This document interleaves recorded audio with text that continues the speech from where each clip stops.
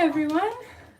Thank you all so much for coming out, spending your Friday night with us. My name is Amali, and I'm the events director here at Books Are Magic. We are so excited to have Deborah, D.E.E.P, Mouton, and Mahogany Browne with us tonight to celebrate the launch of Deborah's debut memoir, Black Chameleon, Memory, Womanhood, and Myth. But before we get into all of that, I just have a few logistics to point out for how tonight's event is going to go. First off, mask wearing is optional, but encouraged at tonight's event. If you'd like a mask, we've got some extras up at the front register where you checked in. We will be doing a hand-raised audience Q&A towards the end of tonight's discussion, so please start thinking of questions to ask and hold on to them. After the talk, Deborah will be signing and personalizing books at the little alcove next to where you checked in. We'll let you know where and when it's time to start lining up for that.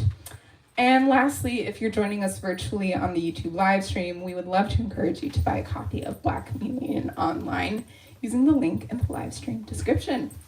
All right, let's get into this. In Black Chameleon, Deborah lyrically blends memoir with myth, creating a book of gorgeous, emotive storytelling centered around the joys and the struggles of Black womanhood.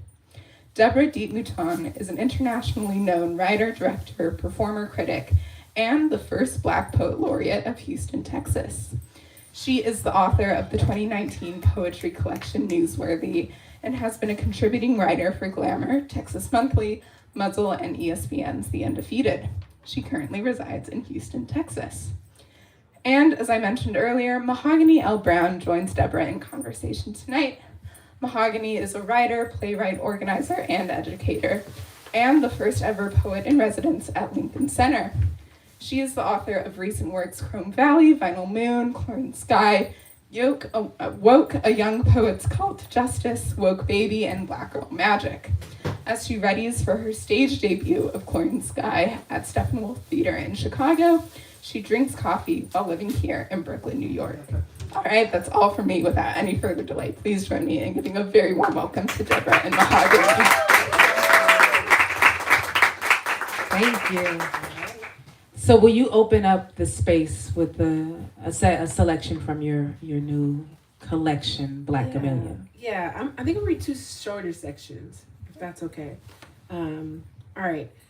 I want to take from a section called Spare the Rod that's dedicated to, all the whoopings. All right, here you go. I started off collecting some of these stories and wanted to really center around some of the women in my family. And this is actually one of the first stories that I collected for my mom. So it feels apropos, right? The way she tells it, it was during the swelter of an Alabama summer. Medea, who raised my mother as her own, held her by the wing. They fluttered into Crest, a 5-and-dime store, something like a Woolworth. This was back before integration. But the white folks didn't pay them no mind, long as they stayed in their own sky. The humidity itched up my mama's throat something awful and left her a wicked kind of parch. She slipped her hand from the nest of sweat building between hers and Medea's, flitted over a couple aisles in wonder, and then beelined for the fountain marked white.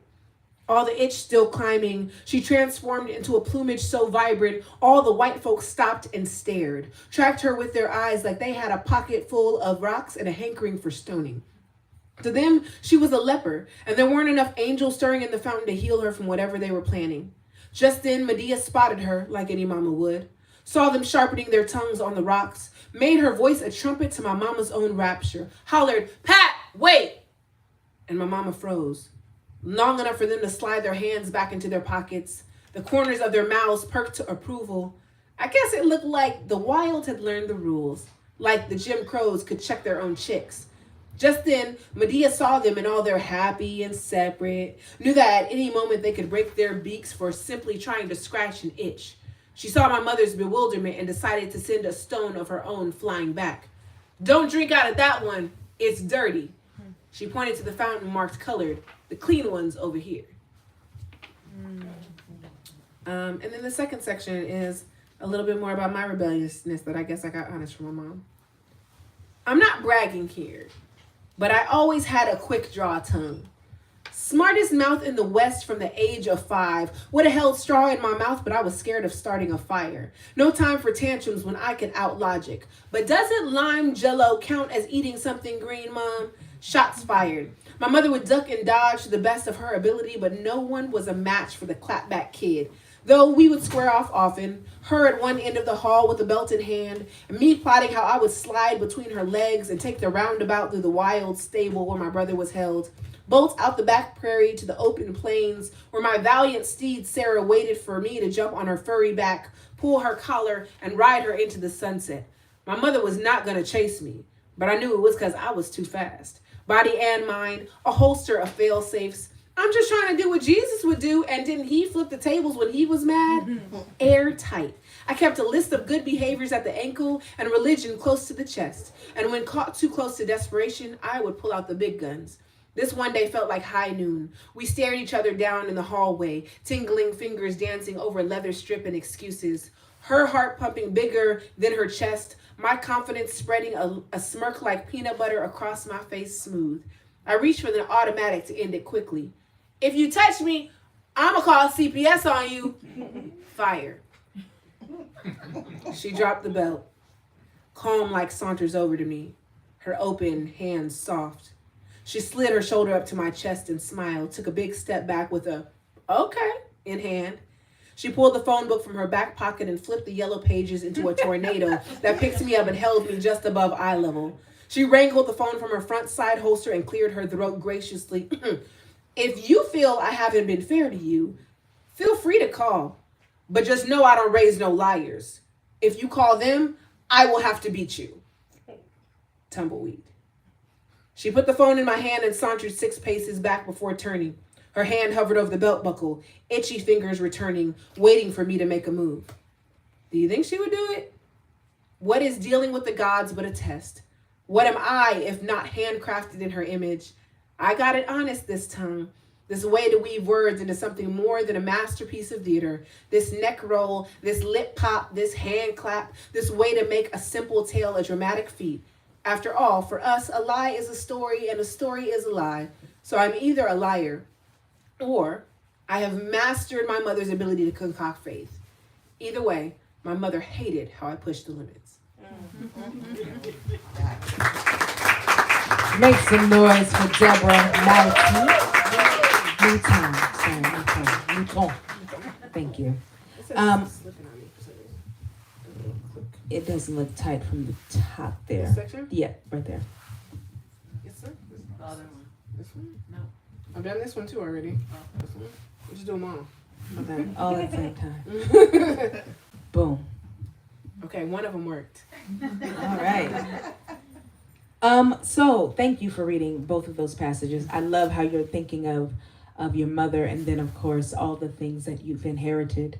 But I want to know first and foremost, what role does the truth have in your myth making? Yeah, I think truth is a very subjective thing. I think that truth doesn't always equal fact, right? We remember things a certain way, and that truth informs the way that we go about moving around this world. Whether it's the correct facts or not, because obviously my mom corrects me about this book all the time now and tells me that all these things are wrong. But, it doesn't really matter that they're wrong in the form of facts, because I think that they're the stories I carry with me and shape me to be the woman that I am in some way. So whether it's by the ways that I love, by the ways that I establish boundary, those things are real enough to be true for me. And the title, Memory, Womanhood, and Myth, which is really just like a nod at Audre Lorde, Yes. who coined biomythography. Yeah. Why the separation of a term that was created for this kind of text? Yeah, I just think we felt like maybe it wasn't as accessible, or at least that was the decision that was made, that biomythography needed some unpacking. And so for us being able to separate it into kind of the 3 things you're going to see, memory, it's going to be centered in womanhood, and it's also going to blend in new myths, makes it just really, really clear what we're trying to do. But I've always held that biomythography is a space that I think this book lives in. When I was figuring out what it was, which I didn't know it was a memoir until Holt told me it was memoir, right? And so thinking about how to blend genre and form, I'm going to go to people who have already done it before. Right. And for me, Audre Lorde, Zamia New spelling of my name, was sat right at the top of that list. And I was like fascinated. I was like, oh, we can have mythology, right? We so much think about Afrofuturism and going forward, but we kind of like push to the side that we can actually go back and reclaim too. And so I wanted this piece to be able to do both ends of that.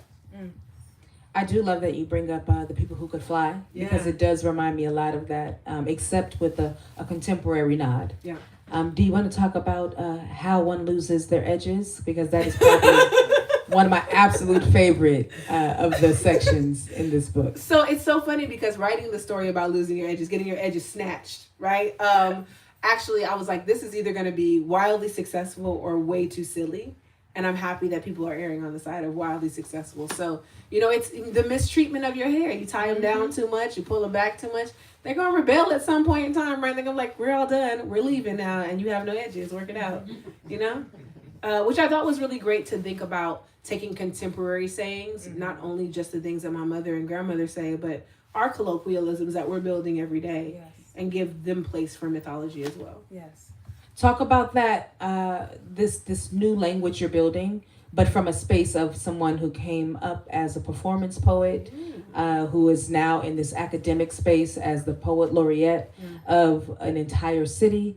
How do you balance all of those spaces, both of those spaces, and this new language? I think for me, it's less about balance. It's more about exposing all the academic side to the thing I've already been doing and saying it's valid as well, right? It's saying like, yes, I can write your sestinas and I can write your sonnets and I can do that. And also I can write an amazing free verse poem that pushes the boundary too. And also that free verse poem can sit in prose, haha, right? And also that free verse poem could sit in myth.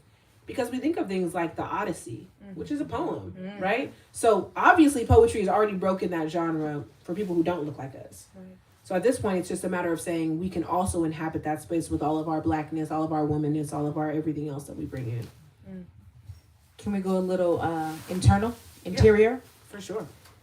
When you're thinking about the inspirations for these biomythographies, these new myths, these rememories, how did you write them so lusciously?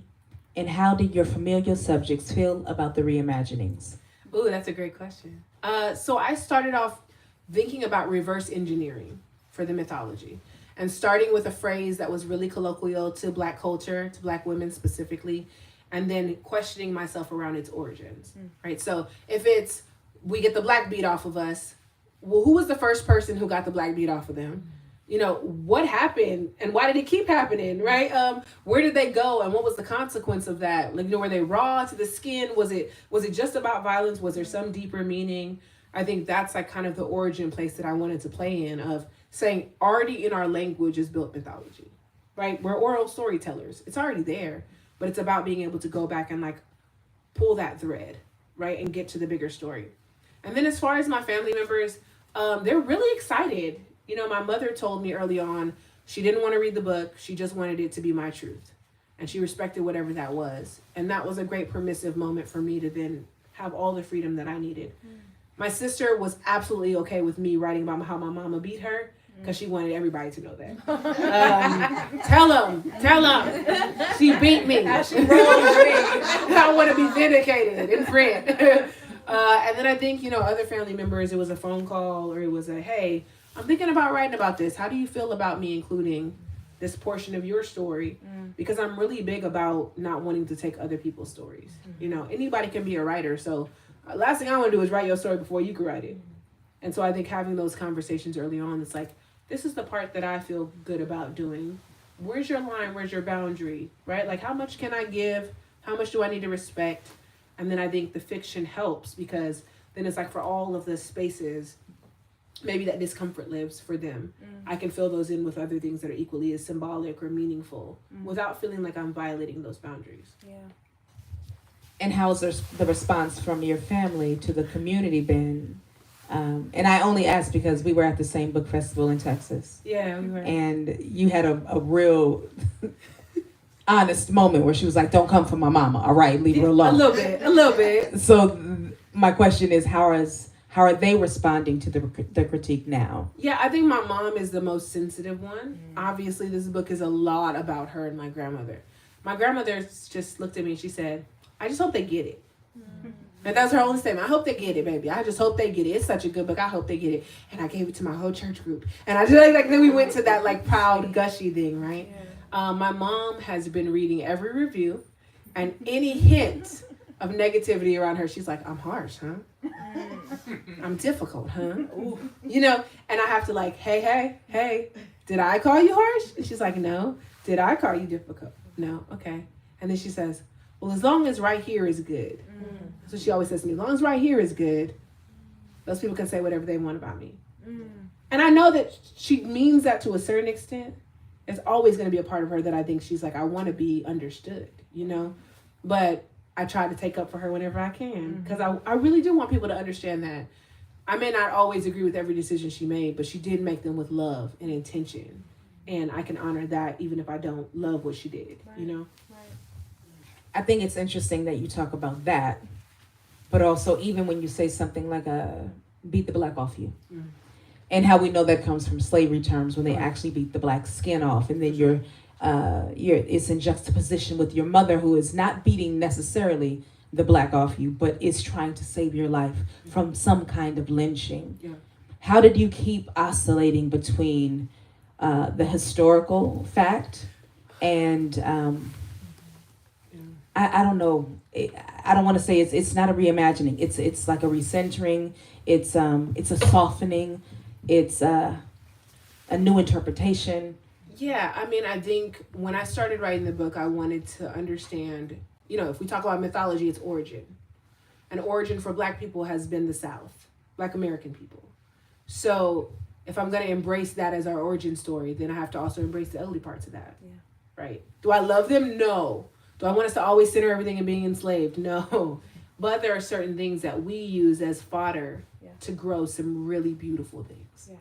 And so it was about honoring the difficulty for the victory that came afterwards, not turning a blind eye to it, but also saying it doesn't have to be the only way that we go about understanding ourselves. And I think as I was writing the myths, I was being pulled to it, right? There's a section that talks about why my daughters knock-kneed. And I go to, you know, gators and them eating babies. Obviously, I mean, that's definitely a nod to bait babies, right? I wanted to make sure that I was not so detached from the things we know historically to be true that it doesn't feel like the stories are true as well. Thank you. So can you share with us a section or piece which was the hardest to write, but the most rewarding? Ew. You know, I would say none of it was really hard to write. Mom, why did you ask me that? Because I think that as I was writing, what was more difficult for me was the ordering of things and the putting them together into cohesive sections. I don't know that the writing itself was difficult. If there was any difficult space, it would probably be around my relationship to the church, because my parents were pastors. And so for me to talk openly out about that some of God's people are raggedy, you know, they're just a little raggedy. They're just, you know, I worried about things like, would people who were in my father's congregation before he passed have things to say, you know? So that's definitely was part of it. I'm trying to look for a section as I'm stalling. I think the other section was a section that's about my grandmother, which if I can find it, I should just ask Retha where it is. Retha, you know this whole book in now.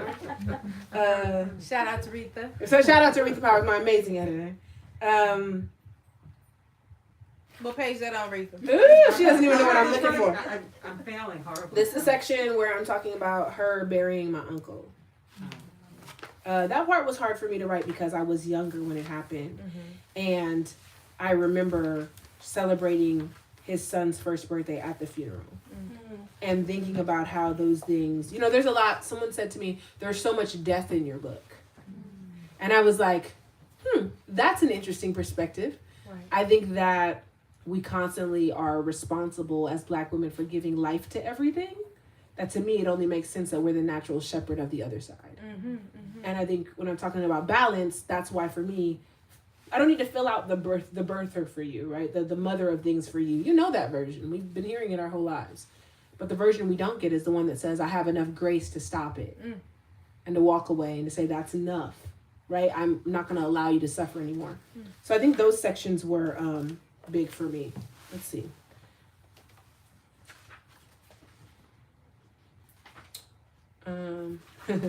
Not that section.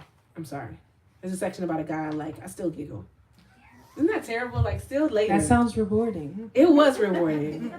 Only problem is I found out he passed away about right when I was writing the section. So, I don't know where that part is. Can I look for it while we talk, and I'll come back to it? Sure, of course. So who were you studying as you wrote these pieces, or what were you listening to? What was the soundtrack? Yeah, so I love lo-fi. I give love to some lo-fi, y'all. I can totally zoom out to some lo-fi. So that was helpful as like a literal audible soundtrack. And then as far as reading goes, I was teaching a series on Toni Morrison. I was rereading all of Octavia Butler's work. People Who Could Fly is always on my shelf. So Virginia Hamilton, I was always coming back to that.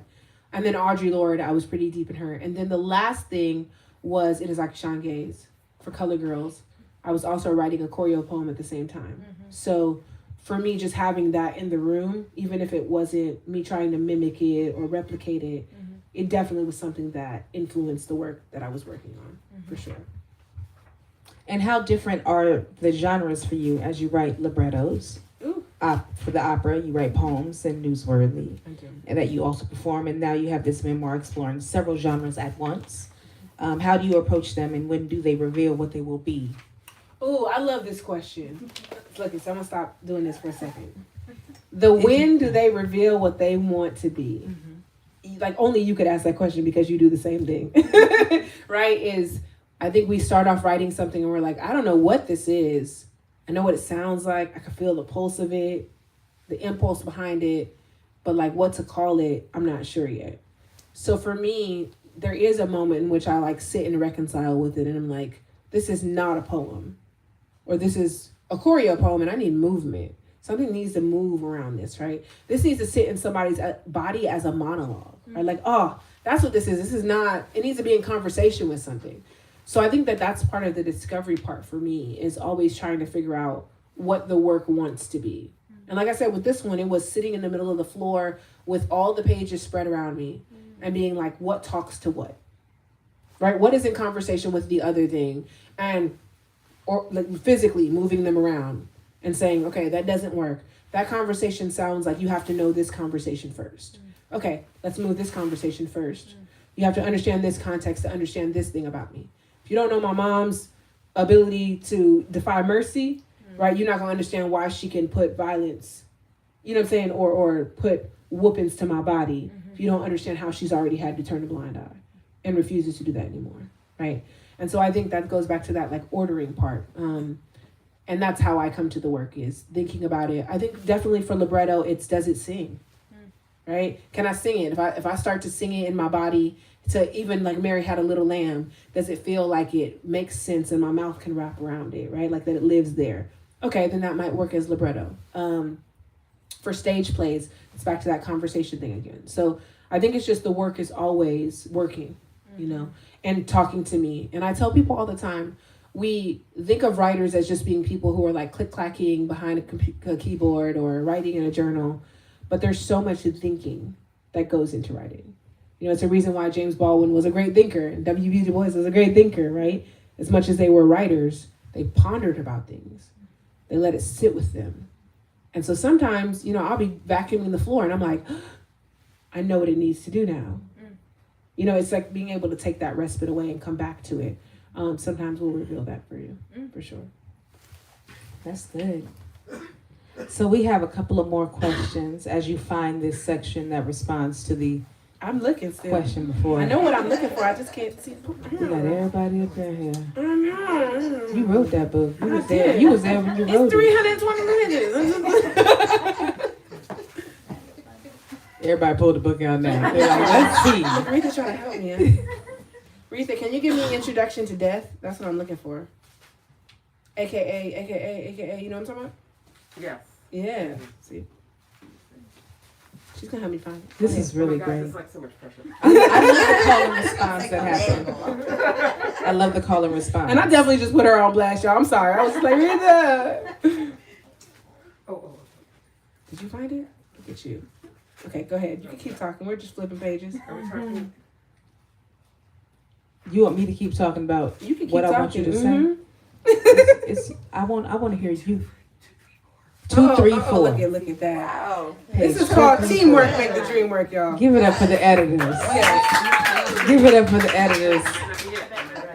Does that feel good? 2, 3, 4. That's not it, but it's okay. We'll get it. It's really close to that one. Okay, good. In the ballpark. I'm sorry, Mo. No, this is good. And again, the question was, which may have been the hardest to write, but was the most rewarding? And you said talking about religion and talking about your grandmother specifically. Yes. Were the hardest parts. Yes. And why the most rewarding? I think, okay, here's the part about my grandma, so I'll do that one instead. I think because there's been so many conversations I have not had with my grandmother that I've had with my grandmother. Right? She's like the one who I can go to her house and just sit in the room with her and watch dumb television. And then she'll say something super wise, and I'm like, where'd that come from? Okay. And then I kind of put it in my pocket, and we come back to it or we don't. And from that has like just gleaned so much understanding of who she is, who my mom is, because now lately, as she's gotten older, she's like, I want you to understand why your mom is like she is. And I'm like, okay. So I was just in California, and I maybe sat with her 20 minutes, and she's like, you know, that's why this and this and this, and this is why this. And I'm like, I just wrote the book. Like, this is not helpful. I want to include all of this now. Thanks, Grandma. But you know, it's that thing of that time, right? That I don't know if I'll ever get once she's gone. And being able to capture it is meaningful and is necessary. And I miss that with my dad's mom, right? She passed before I got a chance to do some of that. And so to be present as an adult woman and sit at my grandma's feet, you know, and just say like, just tell me the things, Grandma. That for me, it's difficult because, you know, you want to interject, you want to ask the questions, but really what works is just to listen, you know? Okay, here's the part. Years after reclaiming my time, I sit in the back room of Jima's house, just south of the divine dotted horizon. I often stop by on my way home from work when the traffic on the 405 becomes a parking lot, or I just miss the smell of the potpourri in her untouchable white living room. I make my way down the shotgun hallway with the wall filled with family collages. My mother in college, her sisters and their children, black and white, sepia. I make my way past the front bathroom and find her nestled in the small guest room. The bed sits opposite the blue love seat, next to the recliner that can lift her to a full standing position when she's too weak to do it for herself. A small box TV watches her as she fades in and out of sleep. I'm always getting to know her, the way I'm still getting to know myself. Jima doesn't speak of the city of motors, though I have pieced together that she lived there like I did, went to school for business, ate at the casinos in Greektown, and loved the men working the factory line.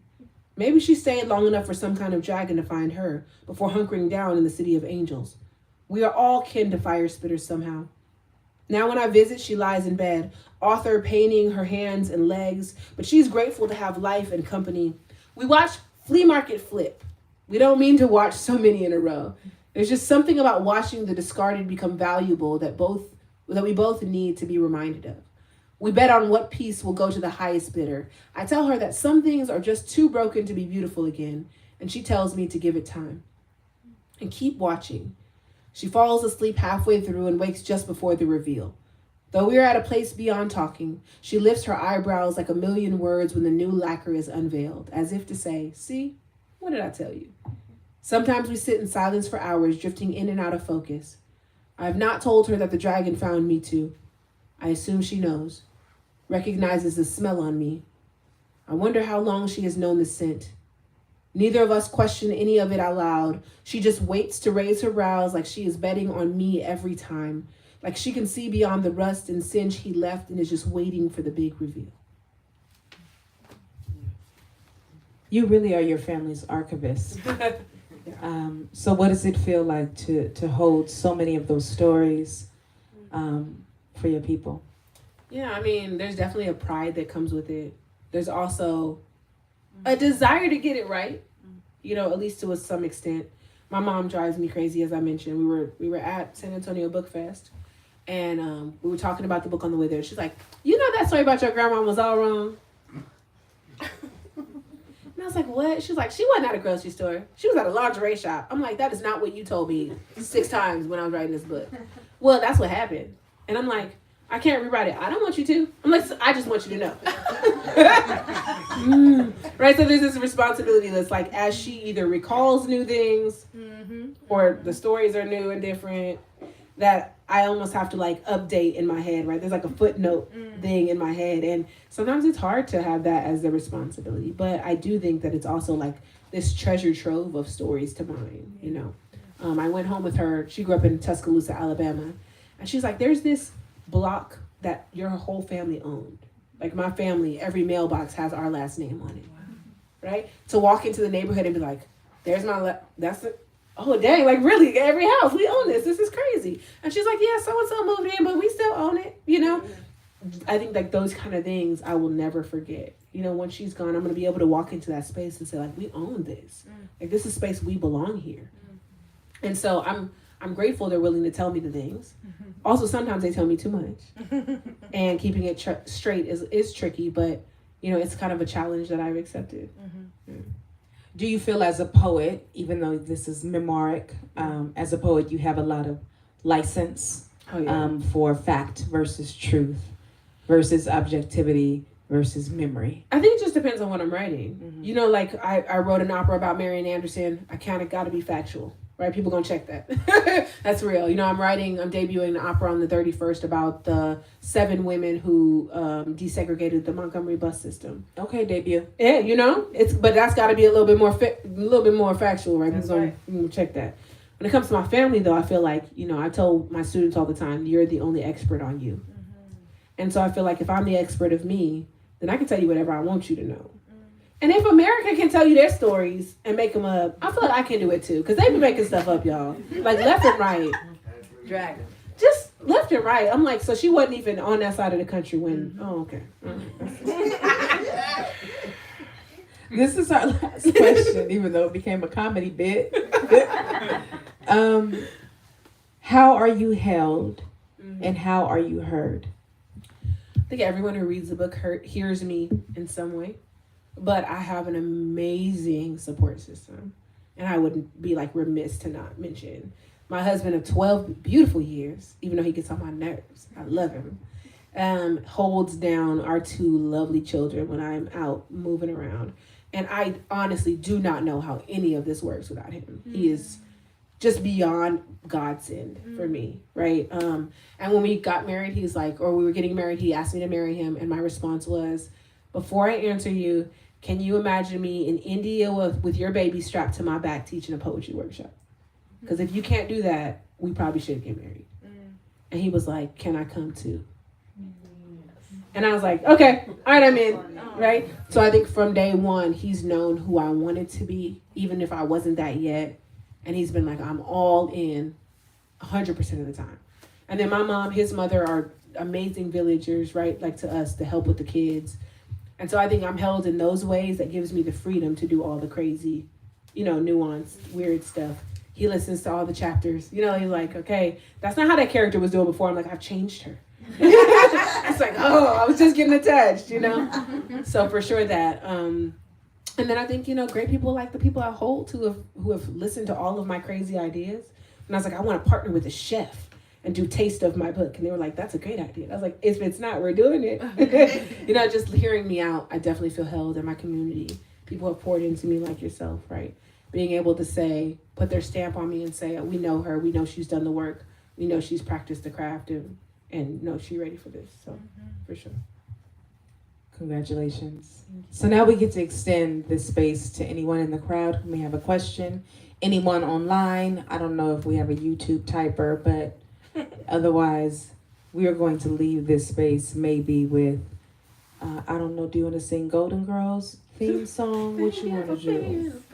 I'll say, yeah, we can open to questions and then we'll see. We'll figure it out. Perfect. Any questions? You can all just awkwardly stare at me too. That's okay. Yes. I'd love to know about the cover design.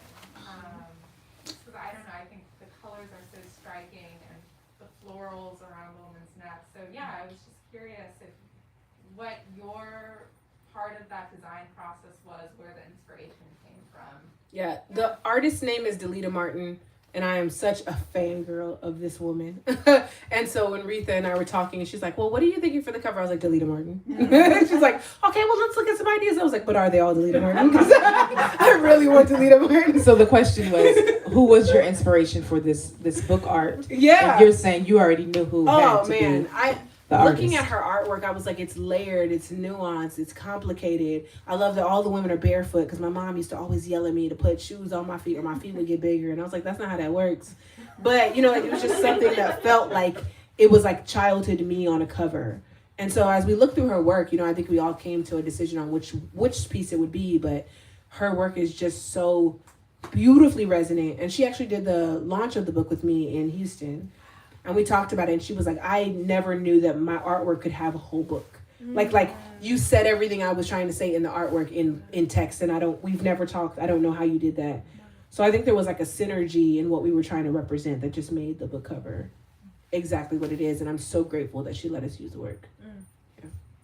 And what would you like to happen next for this book? How can we, beyond buying the book, right? What is the next phase of this book for you? I think I want people to teach the book for sure. I want people, I would love to create an anthology where people worked on creating their own personal mythologies from different regions all around the nation and putting together an anthology of that. I think, because I can only capture what I know and my story, but I would love to see all the colors that we have. You know what I mean? Like captured in a really great way. So I would love to see that. And then I'm working on creating something theatrical from the book. Okay. But it's too early to talk about what it might be. Okay. That's what I'll say. Yeah. Excellent. Please make some noise for Deborah Mouton.